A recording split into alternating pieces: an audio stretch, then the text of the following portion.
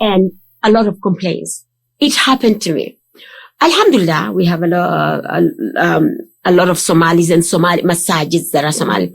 We have a lot of stereotyping in Kenya about the Kikuyu tribe. Okay. Yeah. They're thieves, lusus. Mm-hmm. So it happened to me. I went to one of the masajids, which is a Somali area, and I was talking to my mother on the phone. So I spoke in Kikuyu. Mm-hmm. And I told my mom, hold on, I'm coming to pick you up, but I'll just pray and come.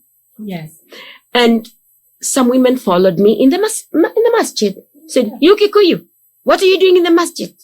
Did you come to steal your shoes? Where mwisi viatu? Where mwisi ya viatu? And I told her, no, I just want to pray. We heard you speaking Kikuyu.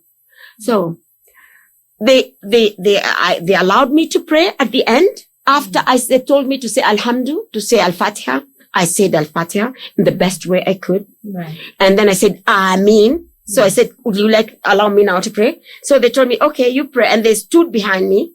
As soon as I said, Assalamu alaikum, I gave salam. They told me, now come and show us your shoes. Thank God I always wear horrible shoes when I go to that area, Isli area. And they didn't even allow me to do my sunnah. They were afraid. And I know.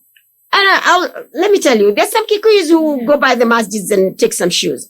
But can you talk to the Somali sheikhs, and especially in Isli, to educate the people that this Muhammad alayhi salatu wasalam is rahmatan lil alameen. Many will say, Iyo Kikuyu, no Kikuyu can be a Muslim. It's such a misconception. Yes. And the Kikuyus know that. Yes. So this is what is happening, and I'm glad you're here. Maybe they'll hear you, because I'd like them to address this in every masjid. Yes. Somali masjid. I want to say this, since I'm from the tribe of my man. Yeah, translate about. Right? We endured this. We endured this almost everywhere we go. Mm-hmm. As an African American, to be honest, there are many masajid we went to in America, and people would follow us. People would call us names, right?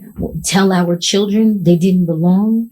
I can't tell you some of the atrocities my own children went through in Islamic school.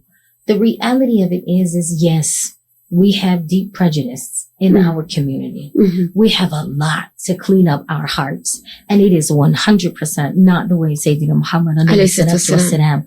And it requires a knowledge, right? It requires us to be able to say two things. A knowledge that says Islam was not only just sent for me, but then we also have to address the kibr, the arrogance in our own hearts, right? Like, I'm better than you. I'm better than you because I'm from this tribe or these people, or we have to know that that's right? Shaitan's first. That's his path. We have to know that you won't enter into Jannah with 1 ounce of kibr in your heart. Subhanallah. But again, I for all that I've studied and all the places I've been to, I have Muslims who look at me and say, do you know how to pray? Do you pray? I smile. I say, I try my best. Right? It happens to me all the time. Yeah. I try my best. The reality of it is alhamdulillah, Islam is not based upon the Muslims. I look at Islam as a hospital, and the Muslims are the patients. Subhanallah. Right? What an that analogy. Islam is a place of healing, and there are a lot of sick people, even though they come to the hospital.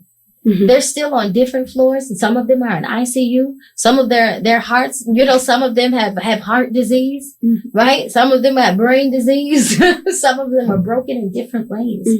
And so it's, again, part of our, they learned that somewhere. They learned that. They learned that somewhere. Alhamdulillah, the beauty of ignorance and hatred and prejudice is that it can be unlearned. But for the Kikuyu people, right, just to say, this is something our people have gone on for more than 400 years in America, under, with Muslims. We still fight to have space. But I will say this. Allahu Ar-Razaqul Kareem, that's actually why it's even more important to build space for them, to That's why I say everybody can't give dawah to them because everybody doesn't see the value in them. But that's okay. Allah knows your value. And Allah and His Messenger are for them, are for you, are for me, right? That it's not unique to a specific people. And so with that, you know, I know that we have to close. We're at the end of the program. I just want to do a disclaimer. I have my best friends who took care of me when I became a Muslim are Somalis. Yes. My best friends are Somalis. So it's not we're all talking about the ones who struggle. Yeah. And I'm just pleading with the sheikhs to bring this awareness because they don't know. If they knew what they're doing, that they might cause somebody to go back, to backslide. Absolutely. So that's all I was saying. We hurt each other.